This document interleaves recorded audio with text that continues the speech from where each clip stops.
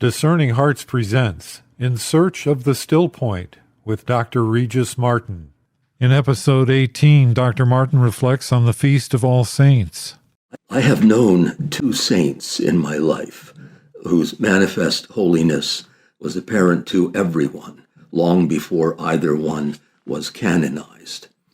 The first was Mother Teresa of Calcutta, whom my wife and I once met and found absolutely entrancing. And the other, of course, was Pope John Paul II, with whom a kind providence arranged many encounters, mostly because of our children, whom he would unfailingly bless every time we showed up for an audience, which was, as often as possible, making us feel like a couple of groupies, deploying our children as bait along the barricade to draw his attention, which was easy enough to do inasmuch as he was irresistibly drawn to children. Also adults, whose lives were immeasurably enriched by the grace of his company. So, what does one have to do to become a saint? I mean, since I've known a couple already and am surrounded by people who clearly are moving in that direction, what do they look like? What are the salient characteristics? A large halo worn about the head? Where can I get one of those? It reminds me of the story of St. Philip Neri, who had been sent to investigate the claims of a particular nun, widely reputed to be a saint. Knocking on the door of the convent where she lived, Philip asked if he might speak to the saint. "I am she," came the reply. Philip left immediately. So there's no way to look the part. In fact, if you really are a saint, you're likely to be the last one to know. In other words, without humility, there can be no holiness. Anything else?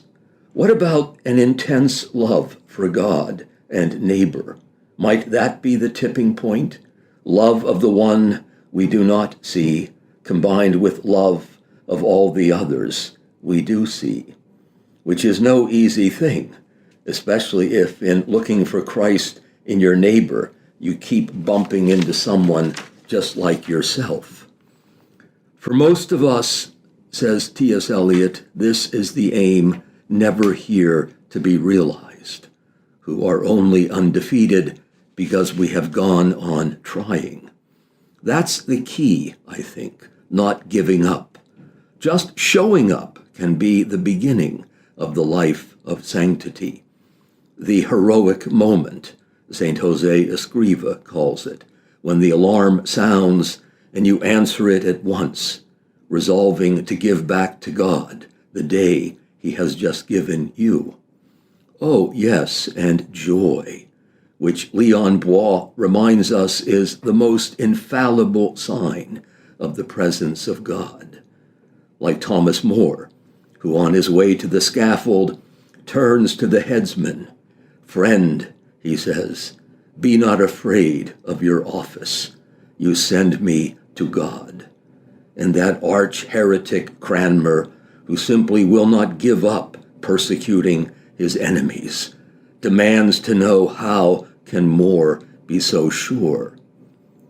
"He will not refuse," says More, "one who is so blithe to go to him."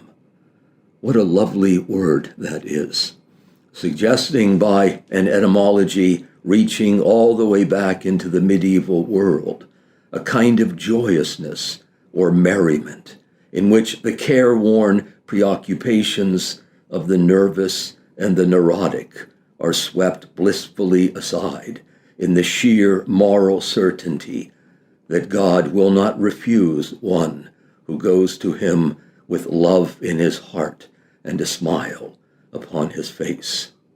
Happy Feast Day, and thanks for listening. This is Regis Martin, in search of the still point. You've been listening to Dr. Regis Martin, In Search of the Still Point. For more episodes in this series, visit discerninghearts.com, or you can find it in our free Discerning Hearts app or on many other streaming platforms.